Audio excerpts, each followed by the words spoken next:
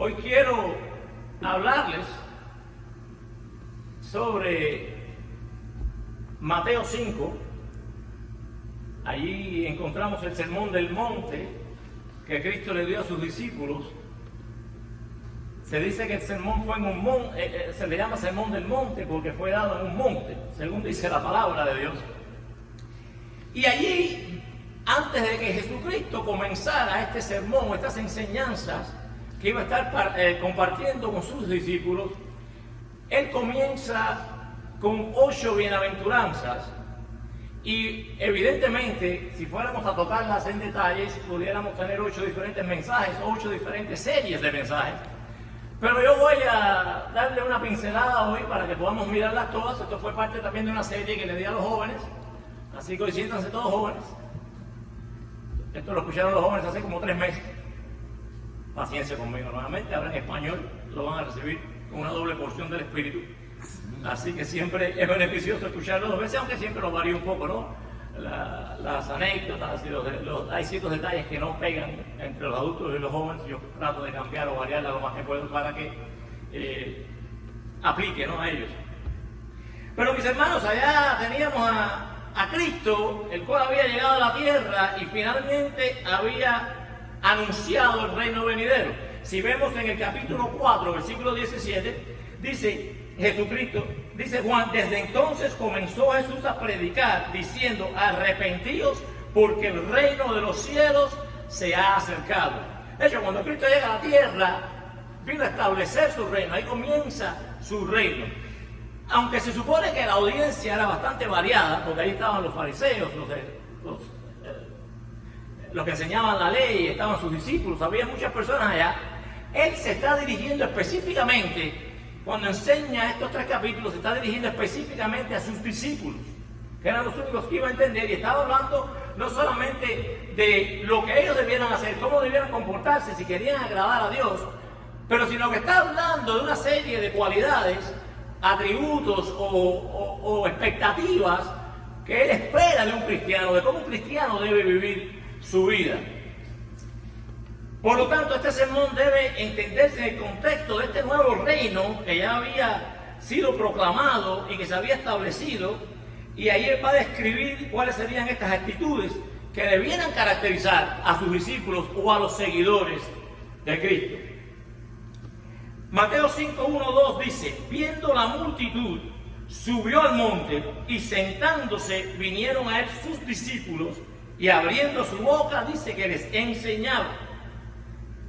Él comienza el sermón, como estuve diciendo hace un minuto, con estas declaraciones, las cuales todas vienen encabezadas con la palabra bienaventurados.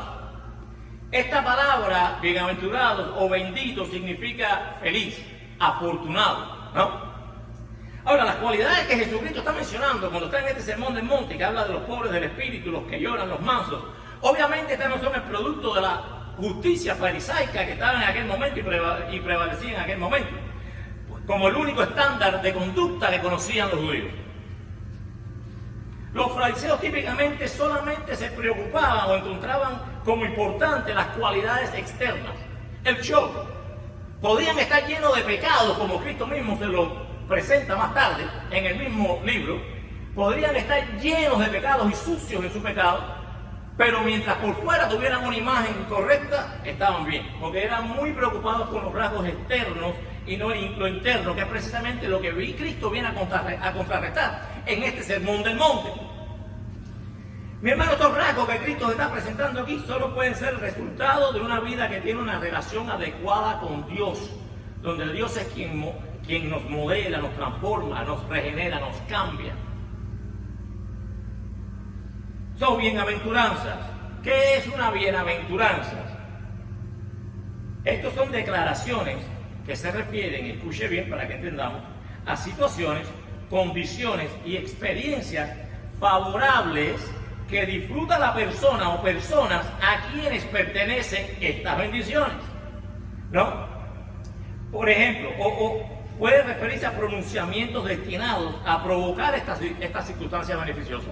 Por lo menos cuando yo le digo a usted, Dios bendiga nuestro ministerio, estoy diciendo, estoy pronunciando una bendición o esperando que haya una bendición sobre el ministerio, o pudiera estarse refiriendo a las mismas circunstancias resultantes, como si yo estuviera diciendo, esta iglesia es una bendición. Ya la iglesia lo es. ¿No ven? Uno puede estar hablando o esperando una bendición futura, o puede estar diciendo o refiriéndose al resultado mismo de la bienaventuranza. Una bienaventuranza formal es un reconocimiento de un estado afortunado ante Dios y los hombres. Ahora, en este pasaje, cuando Cristo está empezando este sermón, aquí vamos a ver un contraste entre una estimación o la apreciación humana de lo que es una bienaventuranza, de lo que es ser bendecido, y la estimación celestial o verdadera de lo que esto significa. Mi hermano, todas las posesiones y valores seculares son secundarios, inferiores, minúsculos en comparación con el supremo bien, el cual es ¿quién? Dios mismo. Todo es minúsculo, todo queda corto cuando lo comparamos con nuestro supremo bien, que es nuestro Dios. Entonces, las bienaventuranzas entonces están declarando el valor presente, porque es una bienaventuranza. Ahora vamos a ver por qué digo esto.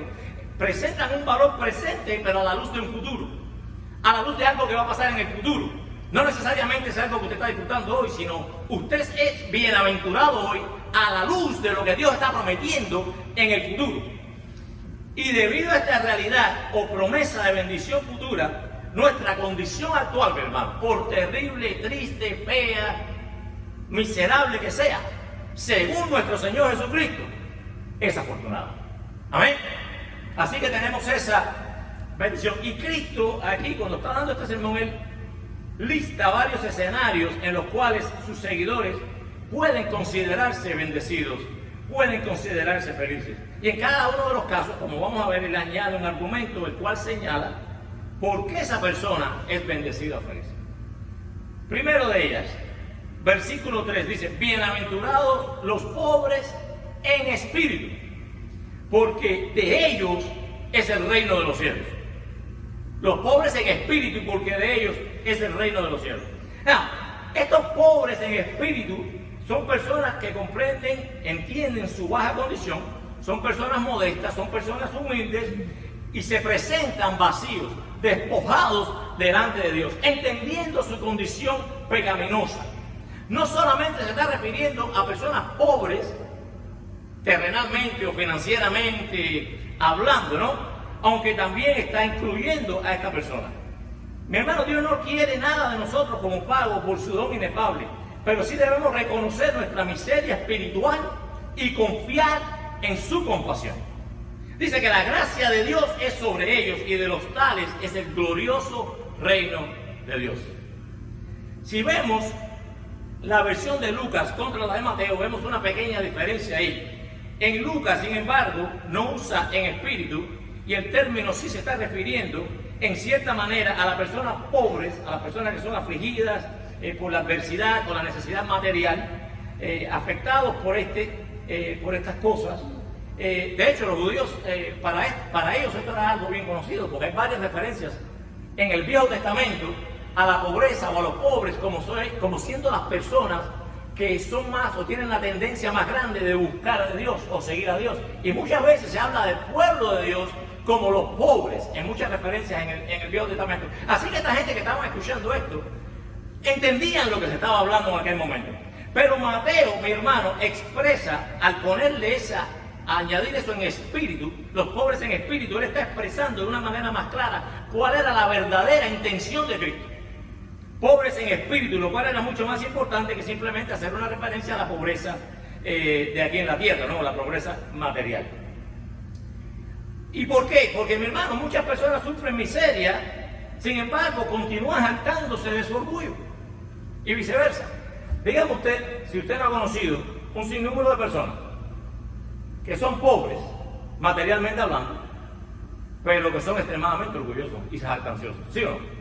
Sin embargo, yo personalmente he conocido a muchas personas que tienen una posición económica bastante elevada y son gente sinceramente humildes, sinceramente humildes.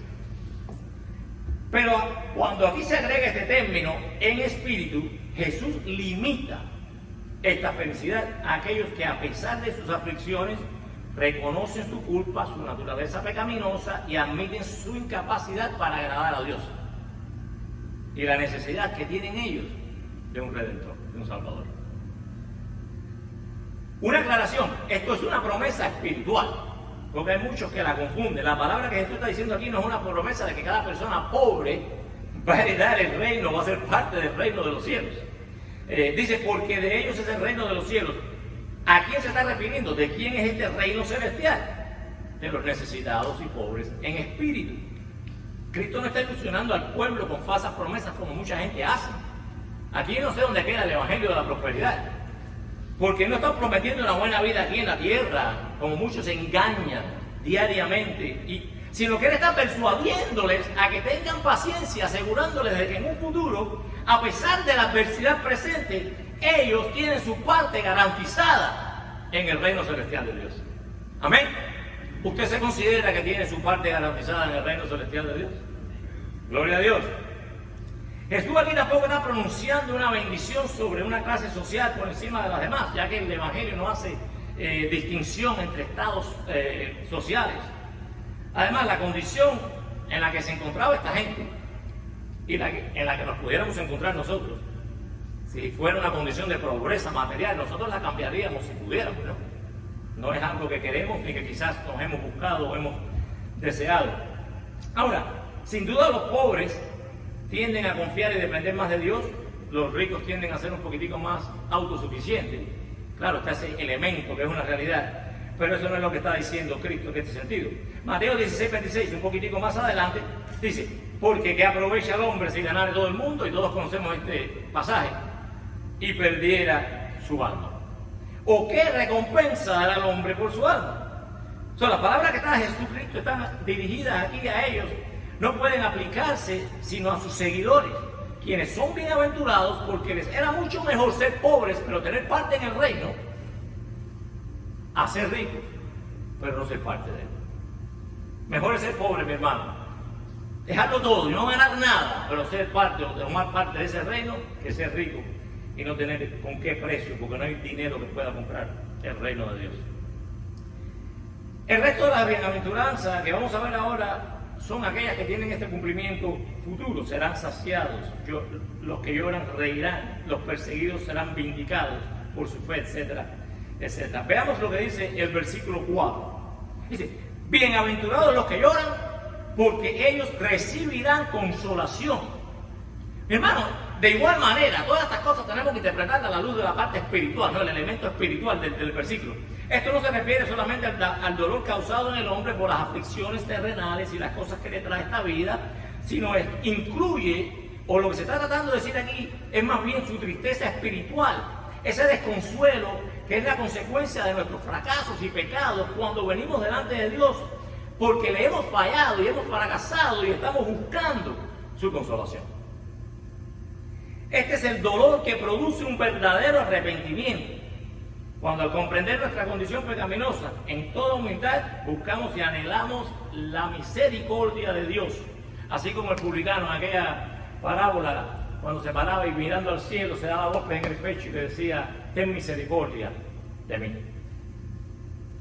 Producto de su pecado, estaba haciendo arrepentimiento, se estaba arrepintiendo de la vida pecaminosa que tenía. Mis hermanos, el cielo definitivamente es el destino donde vamos a encontrar el gozo de nuestro Señor. Pero no sin antes pasar por el valle de sombra de muerte, como dice el Salmo, y experimentar muchos sufrimientos, mucha desesperación y considerables lágrimas en esta tierra. Los que lloran a causa de su condición espiritual, dice, serán consolados, y serán consolados por el Señor mismo. Nosotros podemos ofrecer consuelo como humanos, como hermanos, pero el verdadero consuelo que trae la paz total la puede dar solamente Dios. Y ahí está la promesa. Ahora, la lógica nos indicaría que la adversidad no es algo que trae felicidad, sino más bien hace infeliz al hombre, ¿verdad? Es algo que hace infeliz al hombre. Está diciendo, bienaventurados los que lloran, como si fuera algo bueno el llorar. Se supone que nada más incompatible con la felicidad que la aflicción y el dolor. Pero Cristo no se limita a afirmar que los que lloran son felices, sino lo contrasta este sufrimiento con la esperanza del gozo eterno. Está haciendo como un contraste. Entonces está interpretando el dolor presente como una oportunidad. Esto no es sino una oportunidad de que podamos presentarnos delante de Dios a recibir su consolación. Como diciendo, mejor es sufrir, porque así tenemos la oportunidad de ver este aspecto de Dios que es consolador. Dice Pablo en Romanos 5, y no solo esto, sino que también nos gloriamos. Escuche estas palabras, mi hermano, porque esto trae esperanza al cristiano. Dice, nos gloriamos en las tribulaciones. ¿Usted se gloria en las tribulaciones? Nos gloriamos sabiendo que la tribulación produce paciencia, hay propósito. Y la paciencia prueba, y la prueba, esperanza. El mismo Pablo, 3 capítulos después, dice, pues tengo por cierto que las aflicciones del tiempo presente no son comparables con la gloria venidera que en nosotros ha de manifestarse. Entonces, ¿somos bienaventurados o no somos bienaventurados cuando lloramos? Versículo 5 dice, bienaventurados los mansos, porque ellos heredarán la tierra. ¿Usted quiere heredar la tierra? Sea manso. Vamos a ver. Cuando Cristo está hablando de mansos, se está refiriendo a personas humildes, modestas, dóciles, aquellos que se someten a Dios de manera silenciosa, tienen buen temperamento, apacible y gentil, y no se irritan fácilmente. Usted sabe lo que es no ser manso. Aquellas personas que siempre pagan mal por mal, no pueden soportar los insultos. Pero esta gente soporta cualquier cosa en vez de responder con acciones similares a aquellos que le están causando mal. Siempre responden de manera suave y más que todo tienen dominio propio, lo cual es el fruto del Espíritu. Mi hermano, es bien sabido que la persona mansa, noble, puede prosperar, tiende a prosperar, porque aún en este mundo las personas valoran este tipo de cosas, ¿no?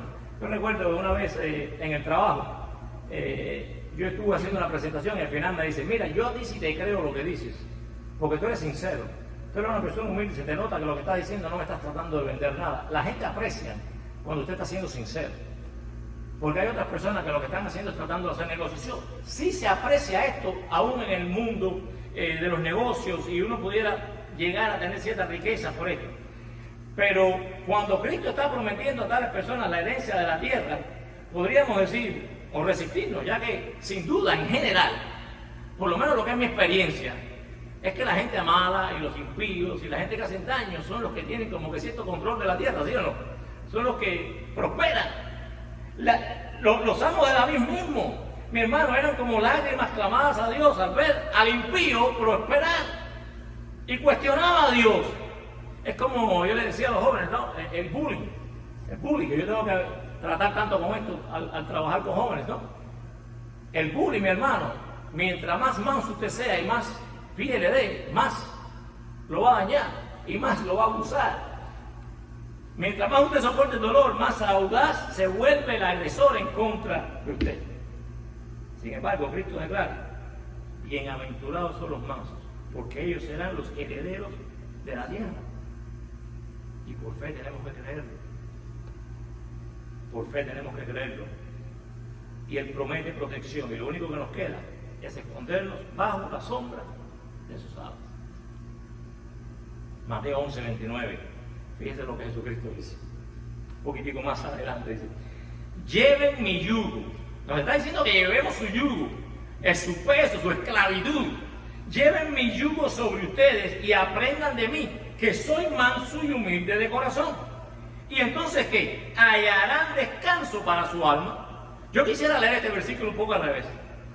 Para hallar descanso para mi alma, tengo que ser manso, lo cual va a provocar que venga en mí esclavitud y opresión. Pero dice, lleven mi yugo, que soy manso. Tenemos que usarlo a Él como ejemplo. Y entonces vamos a obtener el descanso para nuestra alma. Salmo 37, que probablemente es lo que está citando Cristo cuando está hablando de todas estas bienaventuranzas, que de hecho todas ellas tienen una enseñanza o una contraporción en el Viejo Testamento. Dice, porque los malignos serán destruidos, pero los que esperan en Jehová, ellos heredarán la tierra, de nuevo con la heredad de la tierra. Pues de aquí a poco no existirá el malo, observará su lugar y no estará allí. Pero los mansos heredarán la tierra. Esto viene ya desde el Viejo Testamento. Y se recrearán con abundancia de paz. La tierra, mi hermano, en este caso se está hablando probablemente de manera inmediata, cuando están hablando de los judíos, se está refiriendo a la tierra de Canaán, ¿no? La tierra que había sido prometida por Dios y cuya posesión era segura, porque Dios se la había prometido y iban a llegar allá, ¿no? Eso es en el Antiguo Testamento, pero sin duda aquí la frase tiene una connotación diferente, ya que Jesús eleva el significado de esta promesa. Ya que los santos que hemos creído en Jesucristo tenemos una esperanza mayor e incorruptible de una heredad que viene, la heredad prometida. Y esto es una promesa de Dios, que sus hijos seremos herederos de todo. Fíjense lo que dice Apocalipsis. Encontré este versículo bastante interesante. Dice Apocalipsis 21, ya al final del libro, cuando ya está al cerrarse el libro, dice, el que venciere heredará todas las cosas. Y yo seré su Dios y él será mi hijo. Dios pueda encontrarnos, mis hermanos, mansos y dóciles, como es lo que Él espera de nosotros, en obediencia a Él, y así nosotros poder heredar la tierra, sino el reino celestial. Amén. Versículo 6. Bienaventurados los que tienen hambre y sed de justicia, porque ellos serán saciados. Aquí yo encontré como 3 elementos, quizás 2, 3, se pudiera ver de diferentes maneras, ¿no? Los cuales pudiera estar refiriéndose él en este versículo. Y el primero, sin duda, es en el sentido de equidad o igualdad, ¿no? Si miramos el contexto, está hablando de hambre y sed de justicia. Pudiéramos pensar de que está hablando en el sentido material solamente, ¿no? Como expresión figurada también. Pero si tomamos en cuenta de nuevo lo que dice Lucas, que se incluye a los pobres, definitivamente esta frase incluye a aquellas personas que sufren pobreza o que carecen de necesidades básicas en la vida. Pero también aquellos que han sido privados de un derecho. Fíjense que dice, tienen hambre y sed de justicia, de equidad, de que se hagan las cosas correctamente. Mateo, al añadir esto, aunque incluye a los que eran pobres materialmente, está apuntando a un grupo de personas específicos, aquellos que han sido tratados injustamente y que buscan que se haga justicia. Pero fíjense que están buscando justicia, no están buscando recibir más, sino que las cosas se hagan justamente. Pudiéramos también interpretarlo en el sentido de rectitud, ¿no? Porque como veo en todas las bienaventuranzas, un componente del cristiano arrepintiéndose de su pecado, o el componente espiritual, donde me dice a mí de que tengo que tener hambre y sed de justicia, de ser justo, de ser correcto, de rectitud. Pudiéramos también mirarlo de esa manera. Aquellas personas que tienen un apetito espiritual, un deseo continuo por esa entereza personal y conformidad total a la ley de Dios. Estos son los que se esfuerzan por presentarse consagrados ante Dios. Pero el tercer sentido, y es por lo menos el que más me llega a mí, es aquella derivación donde podemos interpretar que la idea aquí incluye definitivamente el deseo de los justos de que se haga justicia. Hambre y sed de justicia. Cuando vemos lo que está pasando en el mundo, cuando vemos la injusticia de la gente, cuando vemos lo feo que se comporta el ser humano en esta tierra, muchos de nosotros queremos ya que llegue Cristo y que haga justicia, ¿sí o no? Es por lo menos mi caso. Hay 3 cosas que yo no aguanto en la vida: el abuso, la mentira y la injusticia. Cuando yo veo injusticia, mi hermano, yo hiervo. Y usted me ve así, que yo tengo carácter bastante apacible, que yo no sé de ponerme bravo. Yo veo una injusticia. Cuando yo veo las noticias tengo que apagarla, porque me hierve la sangre de ver lo que está ocurriendo en el mundo. Y digo, Cristo, ven, derrama fuego sobre toda esta gente, porque lo que estamos viendo en el mundo está mal. Y dice, y creo que aquí es la idea principal del versículo, por lo menos la que más me aplica a mí, la manera que yo siento, ¿no? Que venga justicia, que la maldad de esta época, lo que me choca, que Cristo venga y juzgue. Cualquiera que sea el caso, mi hermano, son personas felices porque al final del día su justicia va a ser satisfecha, o su deseo de justicia no quedará satisfecho. Y no solamente tendrán lo que valoran y anhelan, sino que dice que se saciarán, porque aún nosotros como humanos podemos hacer cierta justicia, pero toda va a ser parcial, ¿no? Pero cuando Dios venga y haga la justicia perfecta, vamos a ser saciados por la justicia de Él. Versículo 7, no me estoy demorando mucho. Ya vamos a salida. Ya llegamos a la mitad. Dice, bienaventurados los misericordiosos, porque ellos recibirán misericordia. Mi hermano, como cristianos nosotros debemos soportar nuestras propias aflicciones con paciencia, sino que debemos hacer todo lo que podamos para ayudar a aquellos que se encuentran en miseria. Usted recibirá misericordia si usted es misericordioso.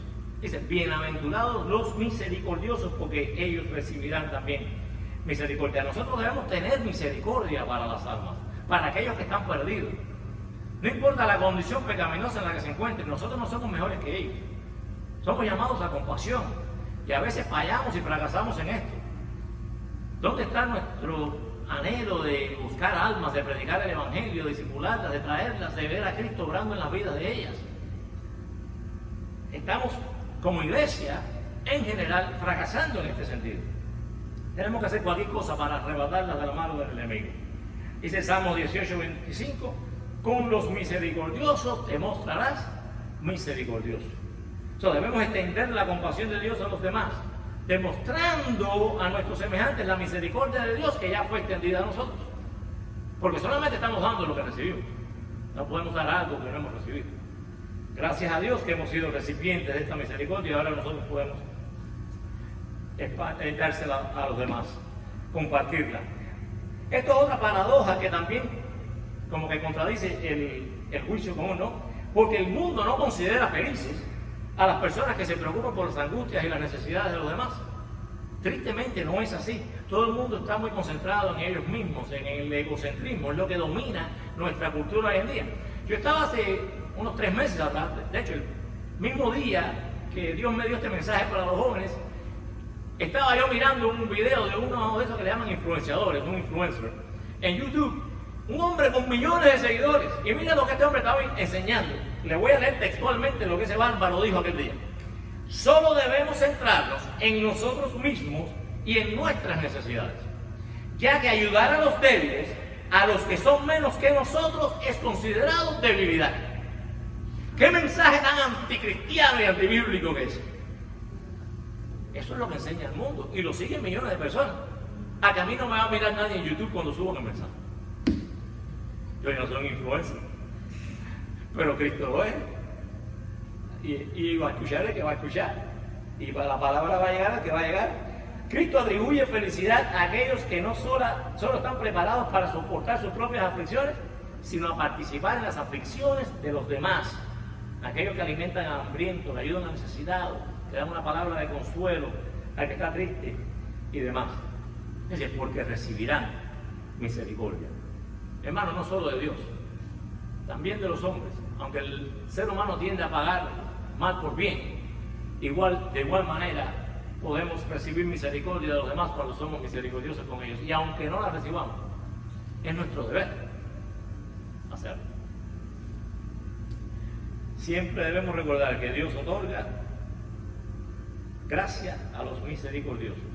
Versículo 8, bienaventurados los de limpio corazón, porque ellos verán a Dios. Fíjense, aquí como que se fusiona la santidad y la felicidad.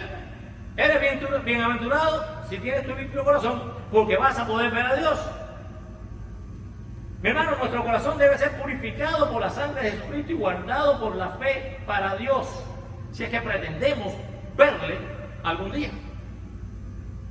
Debemos reconocer nuestra condición continua, que es de pecado, y arrepentirnos continuamente y venir delante de nuestro Dios para que nos perdone, para que podamos así ir purificando nuestro corazón en lo que crecemos como cristianos, porque hay una promesa, que así es como un día vamos a ver a Dios. De nuevo, esta idea es contracultural, ¿no? Con la creencia y el comportamiento de la época, por lo menos, donde los fariseos solamente daban importancia al exterior, a las acciones exteriores. en este sermón del monte, Jesús está apuntando al pecado y a la santidad como algo que tenían que ver no tanto con lo exterior, sino con la intención del corazón. De hecho, es la intención de Cristo a través de todo el sermón del monte, mostrarte que no tenía nada que ver con la fachada, sino que la salvación del hombre dependía de la intención del corazón. Lo que Cristo espera de nosotros no es solamente lo que podamos mostrar, sino lo que tenemos en nuestro corazón. Usted va a ver a través de todo este sermón, va a ver que él lo lleva un poquitico más profundo y va a leer comentarios como oíste que fue dicho, ¿no? Como cuando dice oíste que fue dicho no adulterás. Mas yo os digo que el que mira a una mujer para codiciarla y adulteró en su corazón, se da cuenta y empieza con todas estas frases a mostrarle que el pecado no es lo que usted puede esconder, porque estos fariseos vivían una vida muy blanqueada por fuera, ¿no? Eran sepulcros blanqueados, pero adentro estaban llenos de huesos podridos. O sea, el problema es la intención del corazón. No crea que usted va a escapar, porque la gente no puede ver lo sucio, lo corrupto que está su corazón, porque Dios sí va a mirar y va a mirar profundo. Hebreos 12:14, versículo fantástico. Nunca lo voy a olvidar, me lo sé desde que era un niño, porque estaba en un cuadro en la iglesia mía allá en Cuba, decía, sin santidad nadie verá al Señor. Es la misma idea, sin santidad nadie verá al Señor. Bienaventurados los santos, ¿no? Porque estos verán a Dios, los puros de corazón. La pureza de corazón no solo garantiza que veremos en la eternidad, le veremos a él en la eternidad y podremos gozarlo de su presencia por siempre, sino también habilita una relación sana y pura que nos permite verle y experimentarle cada día aquí. Mientras más cerca usted esté de Dios y más esté viviendo en conformidad a sus mandamientos, más usted va a ver a Dios manifestarse en su vida, más va a poder gozarse y deleitarse en el Señor. Mi querido hermano, solo los puros de corazón son capaces de ver y admirar la belleza de Dios. El impío no entiende estas cosas. El impío no puede mirar a Dios y encontrar felicidad en Él, porque cuando contemplan la pureza de Dios, para ellos condenación. Para ellos representa juicio y condenación. Dios no puede tolerar la iniquidad de ellos y ellos no pueden soportar estar delante de la presencia de un Dios que es 3 veces santo. Pero nosotros como cristianos, si podemos ver a Dios, si podemos verle manifestarse, podemos disfrutarlo. Dice el Salmo 17:15, en cuanto a mí, en justicia veré tu rostro, quedaré satisfecho cuando despierte a tu semejanza. Versículo 9, bienaventurados los pacificadores, porque serán llamados hijos de Dios. ¿Usted quiere ser llamado hijo de Dios? Sea pacificador. Los pacificadores aman, desean y deleitan la paz. Cuando está hablando de los pacificadores, se está refiriendo no solamente a aquellas personas que están constantemente y activamente buscando la paz, sino que a aquellos que evitan la discordia, que evitan los confrontamientos, ¿no? Eso lo vemos en Romanos 12, donde Pablo le dice a los romanos, si es posible, en cuanto dependa de vosotros, estad en paz con todos los hombres. Pero aquí también Jesús se refiere a aquellos que trabajan arduamente por promover y enseñar la paz como un estilo de vida, que es lo que está diciendo. Mi hermano, no tanto en Mateo, porque los ayes solamente aparecen en Lucas, pero así como los que buscan la paz son bienaventurados, lo contrario también es cierto, hay de aquellos que no lo hagan. Nosotros como cristianos tenemos que buscar la paz. Cuando estaba en este versículo, probablemente en el que más me trabé, le soy sincero, porque yo no encontraba, este versículo no muestra de manera explícita, ¿no? La relación entre el bienaventurado, los pacificadores, con la recompensa de que van a ver a Dios. Dicen, pero Señor, revélame aquí cómo es que los pacificadores son los que van a ver a Dios. Y me puse a estudiar y vi algo aquí que me interesó. Le pedí que me lo revelara y me di cuenta que este versículo también tiene que incluir un elemento espiritual, donde se tiene que explicar espiritualmente, ¿no? Cuando leemos Hebreos 13, ahí Hebreos 13 se refiere a Dios como el Dios de paz, el cual resucitó de entre los muertos a nuestro Señor Jesucristo. Dios es el Dios de paz. Jesús es el eterno Hijo de Dios y Él es el mayor pacificador que hay. De hecho, Jesucristo fue el que vino a interceder por nosotros y el que vino a restaurar la armonía que se había perdido desde el jardín del Edén entre Dios y el hombre. Él vino a armonizar, a traer paz entre Dios y el Creador, entre los hombres y el Creador. Él es el mayor pacificador. Y mi hermano, y ahora esta armonía, esta tarea, Él nos está enviando a nosotros a hacerla, como pacificadores, como mensajeros. Si vemos en 2 Corintios 5:19, dice que Dios estaba en Cristo reconciliando consigo al mundo, no tomándoles en cuenta a los hombres sus pecados. Quiere decir que Cristo es el que está comprando nuestra paz para con Dios. Pero entonces fíjese cómo continúa el versículo. Nos dice, y nos encargó a nosotros la palabra de reconciliación. Es por esto, mi hermano, que ahora nosotros, que somos los receptores de esta paz, nos venimos a convertir en los promotores, en los anunciadores, en los que vamos allá al mundo a reconciliarles con Dios. Y entonces, así cuando estamos reflejando a ese Dios de paz, nosotros los pacificadores venimos a ser reconocidos por todo el mundo como los hijos de Dios. Venimos a hacer la misma obra que hizo Jesucristo, pero ahora, obviamente, en un nivel más bajo. Pero somos los que se nos ha dado esa tarea. Romanos 10:15 habla de esto, cuando dice, cuán hermosos son los pies de los que anuncian ¿qué? La paz, de los que anuncian las buenas nuevas de Jesús. ¿Qué cosa es la paz? El Evangelio. ¿Quiénes anuncian el Evangelio? Nosotros. Benditos los pies de los que anuncian la paz. Somos los pacificadores. Hermano, y por último, versículos 10 y 11 dice, bienaventurados los que padecen persecución por causa de la justicia, porque de ellos es el reino de los cielos. Nuevamente repite lo que dijo en el primero, porque de ellos es el reino de los cielos. Y continúa diciendo, bienaventurados sois cuando por mi causa os vituperen y os persigan y digan toda clase de mal en contra de vosotros, mintiendo. Es de ser odiados por los hombres. La carne no puede soportar la verdad del Evangelio, mi hermano. Nadie puede tolerar que le continuemos reprendiendo sus pecados. A nadie le gusta escuchar el mal que están haciendo. Ahora, Cristo lo dijo también aquí en el mismo libro de Juan. Capítulo 15, 18 al 19 dice, si el mundo os aborrece, sabed que a mí me ha aborrecido antes que a vosotros. Y después añade, si fuerais del mundo, el mundo amaría lo suyo. Pero porque no sois del mundo, antes yo os elegí del mundo. Por eso el mundo os aborrece. Así que mi hermano, bienaventurados somos cuando recibimos persecución. Yo siempre le he enseñado a los jóvenes que si ellos están viviendo una vida tranquila, donde nadie los está bullying, donde nadie se está burlando de ellos, donde todo está bien, algo mal están haciendo o algo bueno no están haciendo. Porque cuando uno está allá afuera predicando el Evangelio y standing up, parándose firme por Dios, vas a recibir crítica, vas a recibir persecución. Pero dice Cristo que eso es ¿qué? Bienaventurado. Qué bueno, que me persigan entonces. Se da cuenta que todo esto es contraproducente, contracultural. Cristo vino a revolucionar la mente de su tiempo. Hoy más que nunca podemos ver lo que está sucediendo en el mundo y lo que representa el cristianismo, mi hermano, no solamente en términos de burla, sino persecución. Una de las líderes del World Economic Forum, el Foro Económico Mundial, hace muy poco dijo, lo único que se interpone entre nosotros y el nuevo orden mundial es el cristianismo. Ya esto no estamos hablando de un nivel local. Estamos hablando que nos quieren exterminar. Y a mí como que me parece medio profético.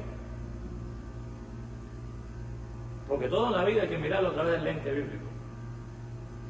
Porque todo tiene un propósito y se va a cumplir, guste o no nos guste. Dios va a llevar la conclusión de la historia donde Él quiere. Concluyo, mis hermanos, el versículo 12 dice, gozaos y alegraos. Después que yo digo todas estas cosas, estos 12 versículos, ahora dice, no importa todo esto que está sufriendo, eres bienaventurado, así que gozaos y alegraos, porque vuestra recompensa es grande en los cielos, porque así persiguieron a los profetas que fueron antes que vosotros. Y ni yo me considero mejor que los profetas, ni creo que ninguno de ustedes fuera mejor que ellos.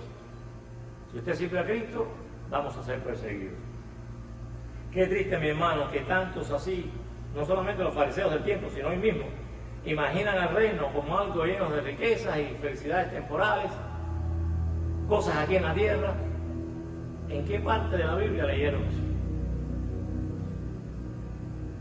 Dice, los profetas que estuvieron antes que ustedes, ellos pronto iban a sufrir el mismo destino, y Dios y Cristo se lo estaba ya declarando. Significaba que iban a ser odiados, excluidos, insultados, rechazados. Sin embargo, serían ¿qué? Felices, bendecidos por la recompensa que ya tenían garantizada en el cielo. ¿Se dan cuenta? Por una recompensa futura. Ya hoy nos podemos llamar felices. Segunda de Timoteo 3:12 dice, todos los que quieran vivir una vida piadosa en Cristo Jesús serán perseguidos. No lo digo yo, lo dice la Biblia. Mi hermano, Cristo no cuelga nuestra felicidad en una imaginación vana, sino que la basa en la esperanza real de una recompensa futura. Escuchemos estas palabras de nuestro Señor y hagámoslas nuestras, ya que todas ellas serán realidad, gusten o no nos gusten, en nuestra vida. Y qué mejor manera que terminar que con un versículo bíblico. 1 Pedro 3:14 dice, pero si padecéis por causa de la justicia, seréis bienaventurados. Si padecéis por causa de la justicia, seréis bienaventurados. Así que no tengáis miedo de ellos, ni os turbéis. Que Dios me los bendiga, hermano.